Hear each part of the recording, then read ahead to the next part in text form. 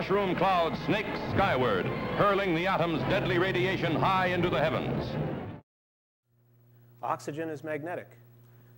Oh, wait a minute. Now, there's oxygen inside us. How come when you walk by a magnet, you don't suddenly go like that?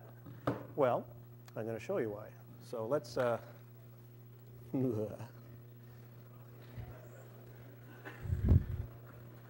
have some neat stuff here which I made this morning in my lab.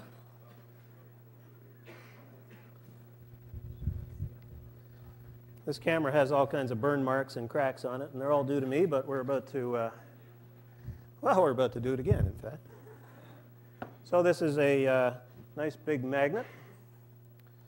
Zoom in here, try and get some light on the subject. I think that's relatively clear. We got some shadows here, but maybe if I turn it, there we go. There we go, okay. Okay, so heat big magnet, if you put a piece, it took me half an hour to get the bar that was stuck in here this morning out of there.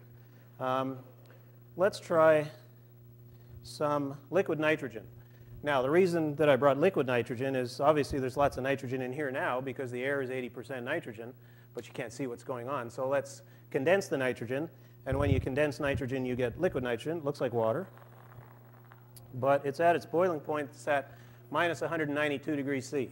Okay, it's cold stuff. You've got to chill down the air to minus 192 before this stuff condenses into a liquid. You don't have to worry about it. You're already breathing.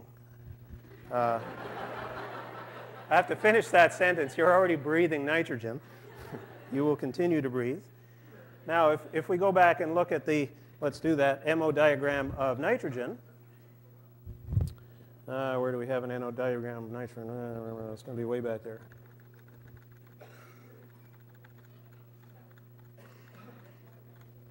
There's nitrogen. No unpaired electrons. So I would predict that this stuff is not paramagnetic. Let's see if it's true. It should not stick to the poles of a magnet. And I'll simply pour this into the magnet.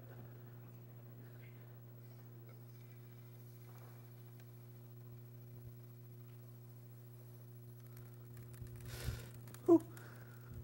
A little chilly when it goes down your pants, I'll tell you. It's okay, though, don't worry. Nothing happens. It doesn't stick to a magnet. There's no unpaired electrons in it. That cracking sound is the camera, but I'm not going to worry about that. Now we have liquid oxygen. So, whoops, I made this by putting a copper tube inside a flask and filling up the flask with liquid nitrogen, and then blowing oxygen through the tube. Oxygen's got a higher boiling point than nitrogen. So you can condense gas phase oxygen into liquid oxygen by pushing it through liquid nitrogen. And I'll just put some in a beaker here so you can see it. It's got a lovely blue color. I'm hoping you can see that color. Okay. It's blue because of the electronic transitions that are going on in here. It's actually a very complex process, but it's one photon exciting two electrons at the same time. And the absorption of radiation is in the red and yellow and green portions of the spectrum, and that leaves the blue for you to see. It's absorbing everything else. So it's liquid oxygen. It's the same stuff you're breathing. I mean, it's not going to hurt me to do this or anything. It's perfectly normal. But let's pour this through the magnet and see what happens.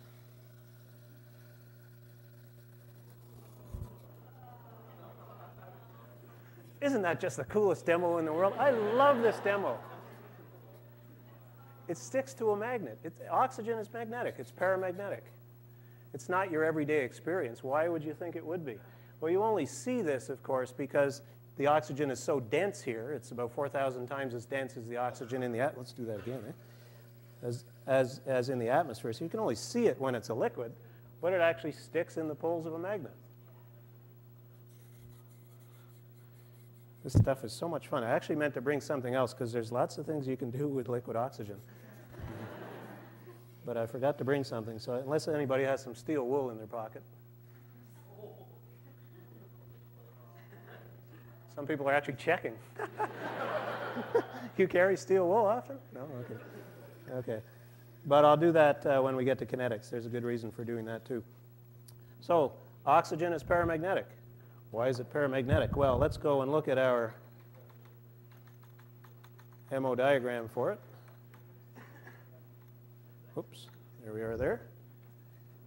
It's for the simple reason that it's got two unpaired electrons. Now they happen to be, there we go, they happen to be in an antibonding orbital. It doesn't matter.